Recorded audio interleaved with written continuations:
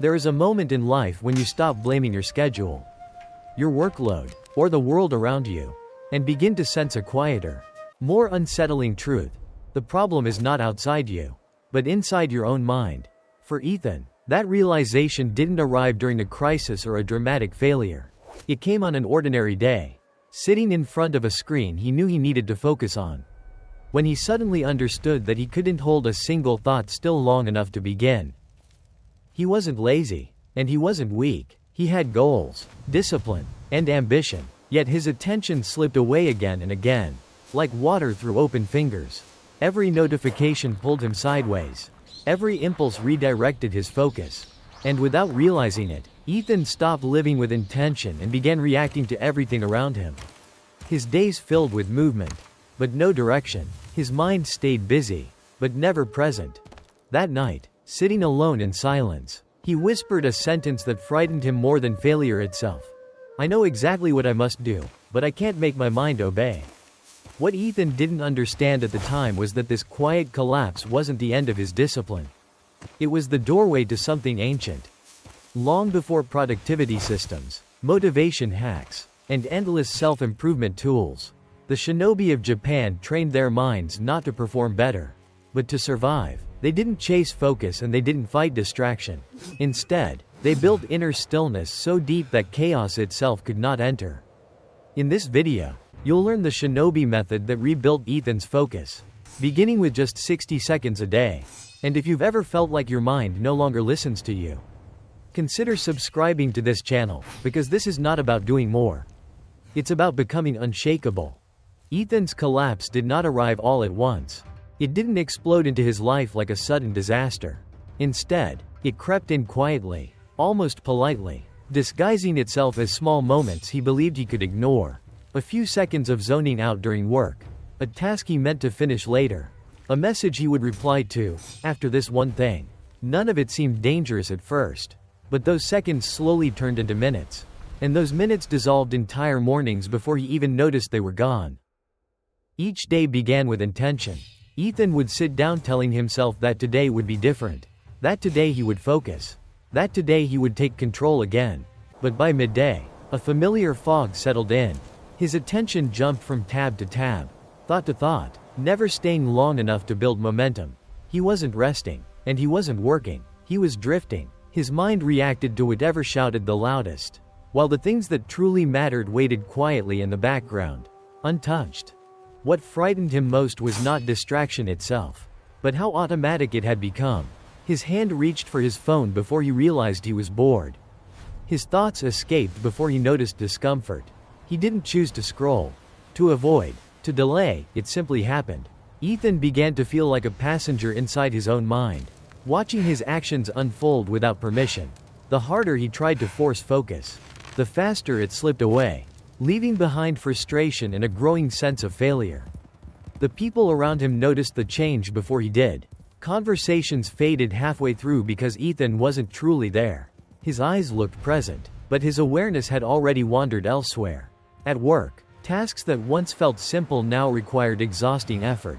And even then, mistakes slipped through. He reread the same lines over and over, forgetting what he had just read. Deadlines approached faster than his ability to respond. His confidence didn't vanish overnight, but it eroded quietly, chipped away by each unfinished thought and broken promise to himself. Ethan tried to fix the problem the way the modern world teaches everyone to fix themselves. He downloaded apps, followed routines, timed his work, optimized his mornings, and filled his days with techniques meant to control his attention. Each new method worked briefly, just long enough to give him hope, before collapsing under the same invisible weight. Every failure made him feel more broken, more convinced that something inside him was slipping beyond repair. One night, sitting alone in front of an unfinished task, Ethan realized something that chilled him. He couldn't remember what he had been thinking just moments before. It wasn't exhaustion, it wasn't confusion, it was absence. For the first time, he wondered if the problem wasn't the world demanding too much from him, but his own inability to remain with himself. And in that quiet realization, a deeper fear surfaced, not the fear of failure, but the fear of losing control over who he was becoming. That was the moment Ethan understood that distraction was not stealing his time. It was dissolving his identity. And unless something changed, he wouldn't simply lose focus. He would lose himself. Once Ethan realized that something inside him was breaking, he did what the modern world has trained everyone to do when they feel lost. He searched for a solution. He didn't look inward, he looked outward. He believed the answer had to be another system, another tool, another method that would finally force his mind back into line. And so began a quiet cycle of hope and disappointment that repeated itself again and again. He downloaded productivity apps that promised structure and clarity, timers that divided his day into perfect blocks, and techniques that claimed to turn focus into a formula. For a short while, they worked. The novelty gave him a sense of control, a brief illusion that discipline had returned. But as soon as the excitement faded, his attention slipped back into the same restless patterns. The tools remained, but the mind using them stayed unchanged. When those systems failed, Ethan blamed himself. He assumed the problem was effort. He tried harder. He woke up earlier, pushed himself longer, filled his days with rules and restrictions designed to overpower distraction. Instead of calming his mind, he tightened it. The more pressure he applied, the more his thoughts resisted. Focus became something he chased, and the chase itself exhausted him. Meditation apps came next, then motivational videos, then endless advice about willpower and hustle. Each promised clarity, yet none addressed the quiet truth Ethan refused to face. His mind wasn't undisciplined because it lacked techniques. It was undisciplined because it was overstimulated, fragmented, and constantly pulled in 100 directions at once. No amount of effort could fix a mind that never rested. Slowly, Ethan began to sense a pattern. Every solution he tried shared the same flaw. They all attempted to add something, more structure, more control, more force, without removing anything. The noise stayed, the distractions stayed, the pressure stayed, and beneath it all, his mind grew louder, not calmer. What the modern world never told him was simple, yet unsettling. Focus is not built by stacking systems on top of chaos. It is built by subtracting chaos until only what matters remains. Without knowing it, Ethan was fighting distraction the way one fights fire with gasoline, adding more fuel in the form of effort, urgency, and self-criticism. By the time he reached the end of another failed routine, exhaustion had replaced hope. Not physical exhaustion, but something deeper. The exhaustion of constantly trying to become someone else instead of returning to himself. And in that quiet fatigue, a new question began to surface, one he had never considered before. What if focus was not something to be forced, but something to be recovered? What if the mind didn't need to be controlled, but emptied? That question marked the end of Ethan's search for modern solutions. And without realizing it, it opened the door to an ancient path that had been waiting in silence all along. Ethan didn't know what he expected when he reached out for answers beyond the modern world. He wasn't searching for wisdom. He was searching for relief. Somewhere between exhaustion and surrender, he stumbled upon a reference to an ancient discipline used by the Shinobi of Japan, a system designed not to improve productivity, but to preserve clarity under pressure. The words felt different from everything else he had read. They didn't promise speed, success, or efficiency. They spoke of silence, emptiness, and survival. Against his better judgment, Ethan followed the trail.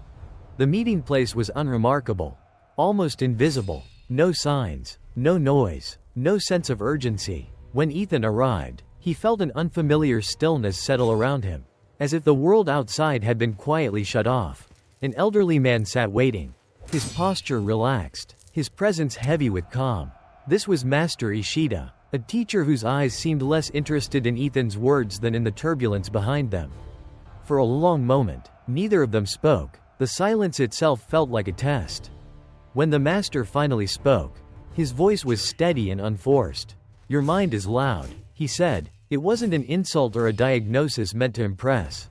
It was an observation. Ethan felt exposed, as though someone had finally seen the chaos he had spent months trying to hide. He tried to explain his struggle, his lack of focus, his frustration, his fear of losing control, but the master raised a hand gently, stopping him mid-sentence. "Distraction is not your enemy," the master said. "Your attachment to distraction is." Ethan frowned, confused. He had come looking for control, for techniques to dominate his thoughts, to force his mind into obedience. Instead, He was being told to stop fighting.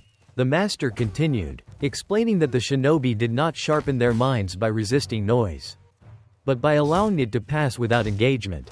Focus, he said, was not strength, it was discipline. And discipline was not something you wished for, it was something you built. The master placed a small, empty notebook in Ethan's hands. Its pages were blank, untouched. This is not a book, he said, it is a mirror. Everything that destroys your focus will appear here. Ethan flipped through the pages, confused by their emptiness. The master's expression softened slightly. Before you can fill a page, he said, you must learn how to empty one. That moment unsettled Ethan more than any failure had.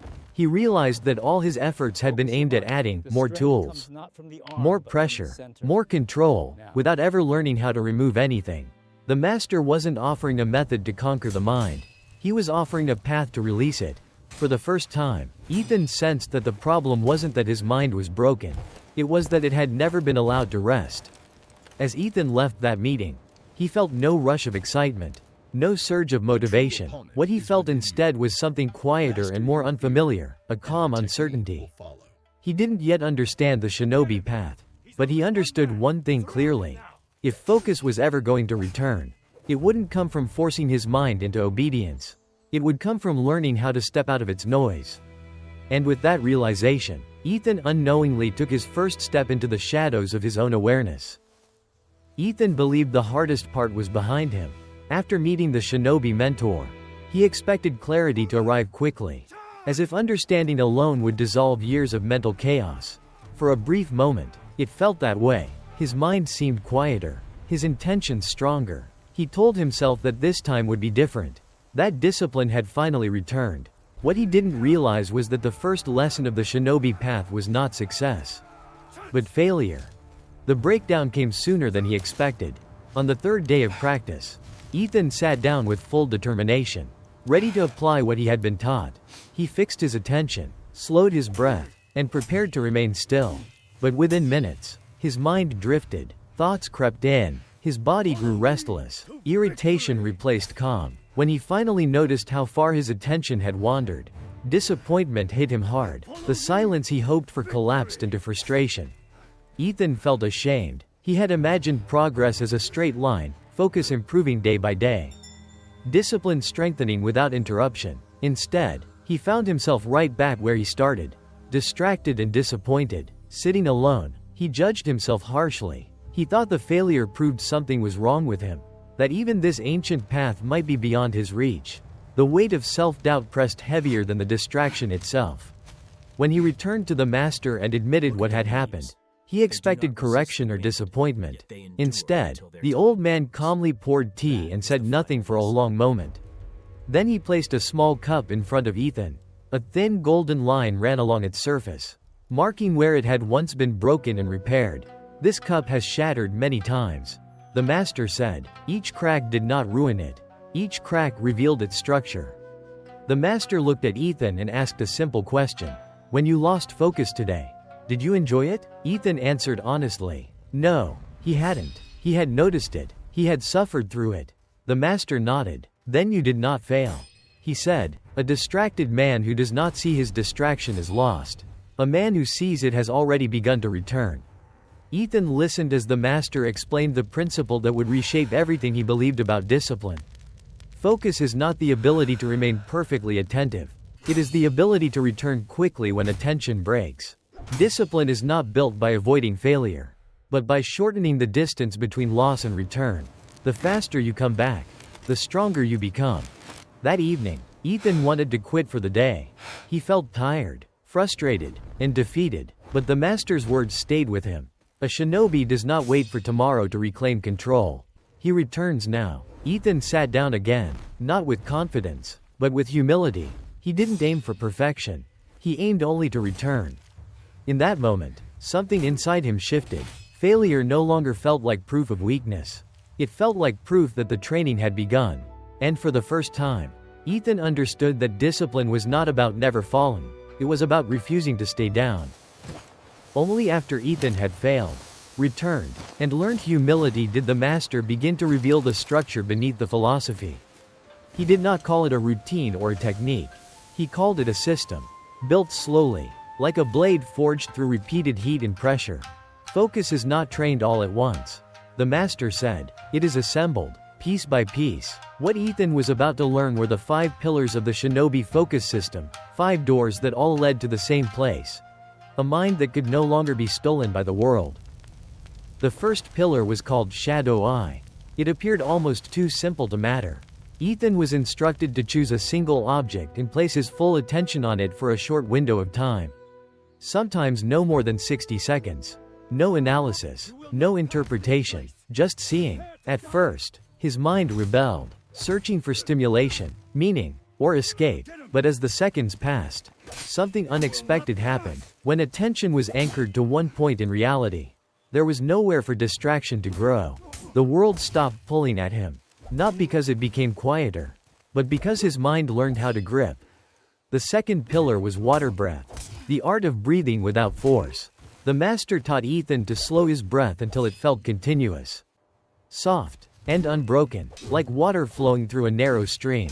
He explained that breath was not a relaxation tool, but a steering wheel. When breathing became shallow and rushed, the mind followed. When breathing softened, the mind settled. Ethan began to notice that he could calm his thoughts not by arguing with them, but by changing the rhythm beneath them. The third pillar was known as the circle of return. Ethan was asked to draw slow, imperfect circles, not for beauty, but for awareness. Each time his mind wandered, he would notice it and return to the movement of his hand. There was no punishment for distraction, no frustration allowed. The lesson was clear and subtle. Focus was not staying on the path forever. Focus was learning to come back without judgment. Every return strengthened the mind more than any moment of uninterrupted attention ever could. The fourth pillar was the darkness practice, a ritual designed to strip away dependence on constant stimulation. The master would dim the lights or extinguish them entirely, leaving only silence and shadow. In the absence of visual noise, Ethan became acutely aware of his internal movements, his thoughts, impulses, and fears. In darkness, there was nothing to escape into. The mind had to face itself. Over time, this practice sharpened his inner awareness and weakened the restless need for external input. The final pillar was called Shinobi Kufu, the discipline of environment. This lesson surprised Ethan the most. Focus, the master explained, was not only an internal battle. It was a design problem. The modern world is built to scatter attention, to interrupt, to pull. A shinobi does not rely on willpower alone. He reshapes his surroundings to protect his mind. Ethan began removing clutter, silencing unnecessary notifications, and reducing friction around meaningful work. Each small change made discipline easier, not harder. Together, these 5 pillars did something no modern solution ever had. They didn't force Ethan to concentrate. They taught his mind to settle. Slowly, almost imperceptibly, the fog that once dominated his thoughts began to lift. Focus stopped feeling like effort and started feeling like alignment. Ethan wasn't becoming more productive. He was becoming more present. And without realizing it, he was no longer chasing control. He was rebuilding it from the inside out. The change did not announce itself. There was no sudden breakthrough. No dramatic moment where Ethan felt reborn. Instead, the transformation unfolded quietly, almost invisibly. Woven into ordinary days, he began to notice that his mornings felt calmer. Not because life had slowed down, but because his mind no longer rushed ahead of itself. When he sat down to work, his attention didn't scatter immediately. It stayed, just long enough to begin. Ethan moved differently now. He acted with less urgency and more intention. Tasks that once felt overwhelming no longer demanded constant resistance. He didn't force himself to focus. He created the conditions where focus could appear naturally. When distraction arose, he noticed it without panic and returned without judgment. The inner struggle that once drained him began to soften into quiet awareness. People around him sensed the shift before he spoke of it. Conversations changed. He listened fully, without drifting away mid-sentence. His presence felt grounded, steady, unhurried. At work, he completed fewer tasks, yet achieved more meaningful progress. His thoughts felt cleaner, sharper, as if excess noise had been stripped away.